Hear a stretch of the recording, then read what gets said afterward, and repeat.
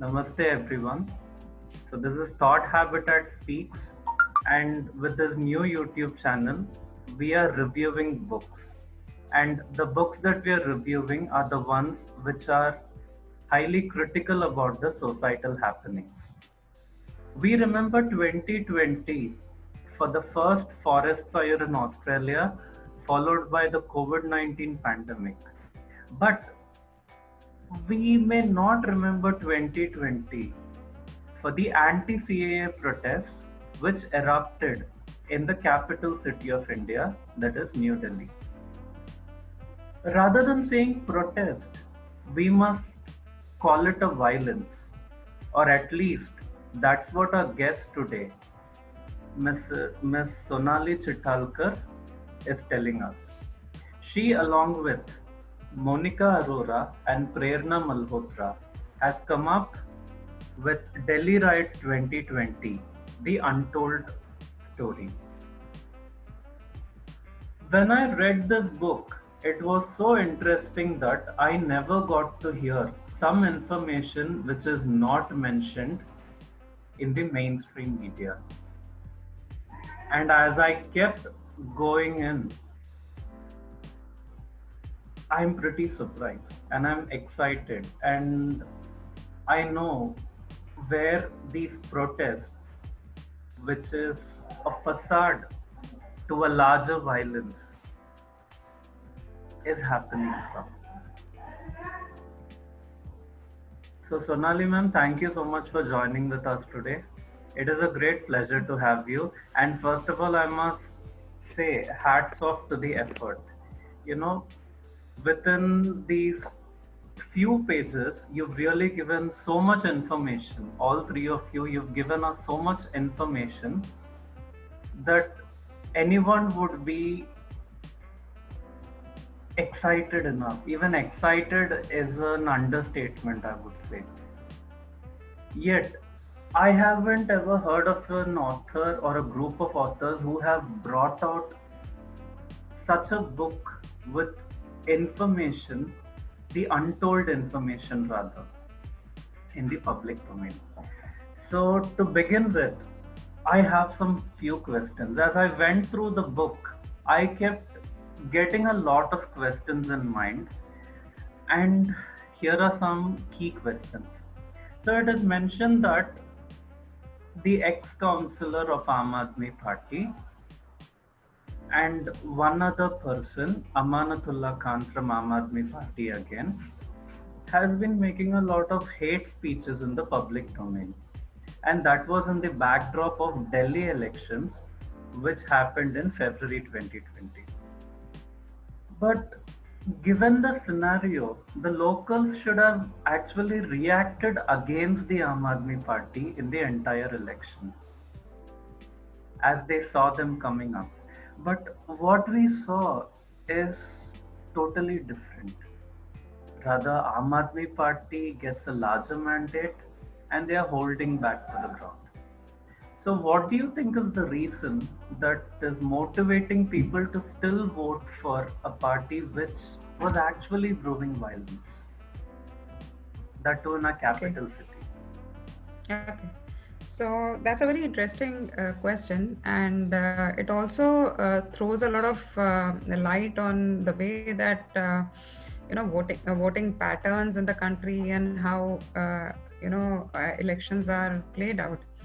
So I'll just take you back to what was happening around at in Delhi at that time. So it's around December when this anti-CA, mid-December, that anti-CA protest really took off. And then, as we came towards the end of 2019 and we launched into January, then these,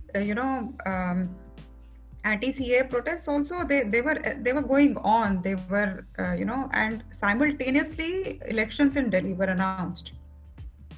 So, very evidently, when something like this is happening in a city like Delhi and elections are there, so it's a very charged atmosphere.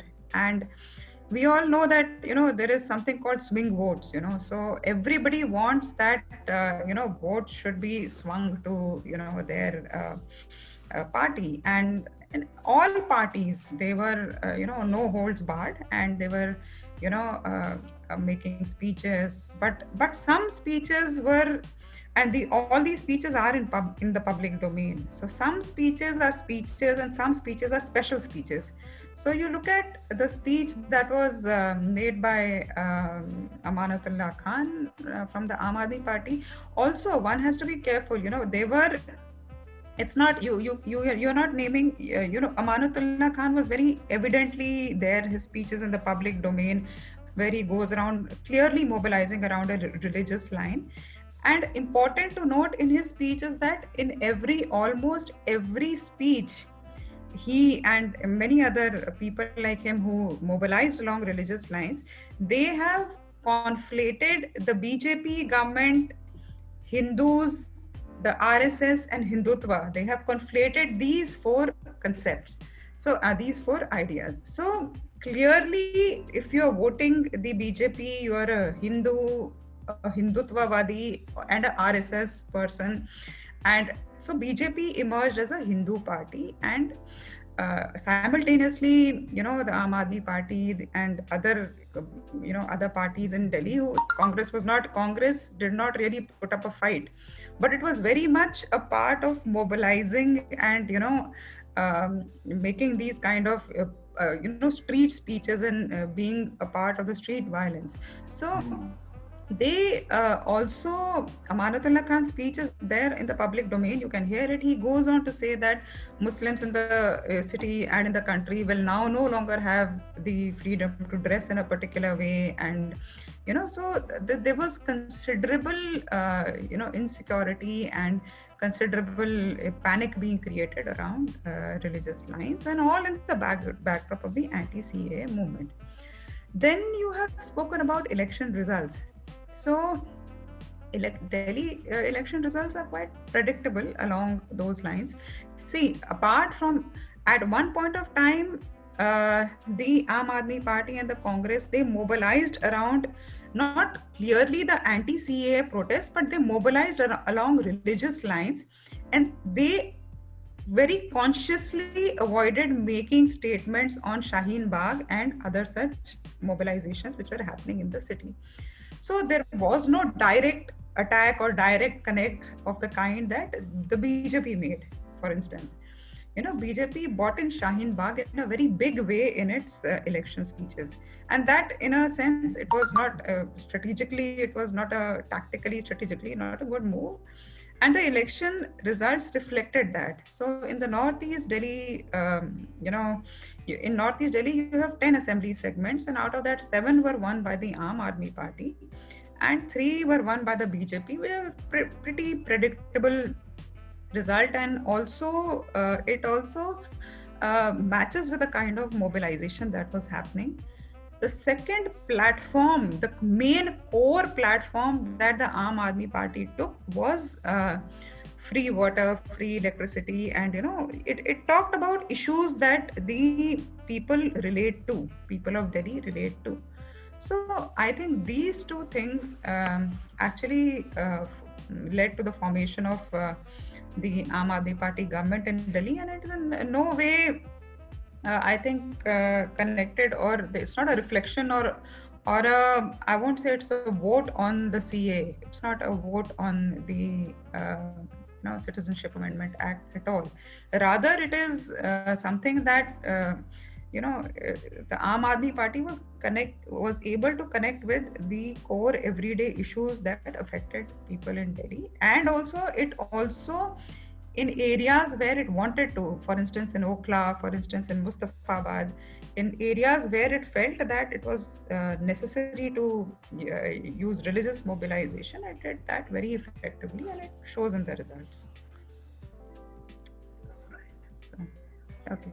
And also, vandalizing schools was really an interesting fact. In fact, I must say, rather than interesting, I must say it's a shocking fact in the book.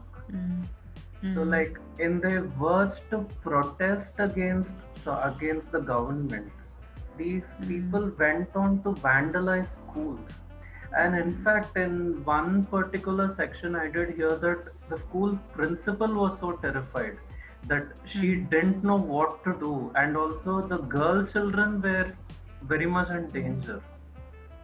And Yeah, also, that's I a did hear that some of them did have an issue, like while they were passing through the roads and so.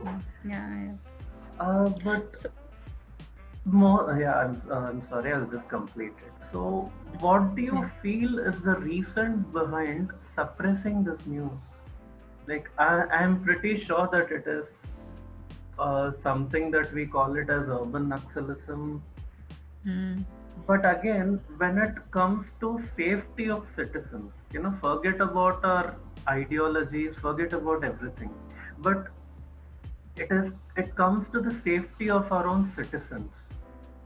So why do you really think that such information was suppressed to the common public across the globe? Yeah, you're right in the sense that, see, schools came into the news in a very different way. Okay. For instance, in that area, there is a school called the Rajdhani School, which was very much a part of, media coverage. But that was because Rajdhani School was used as a launch pad by writers, and it was, considerably focused upon for this reason, because its terrace was,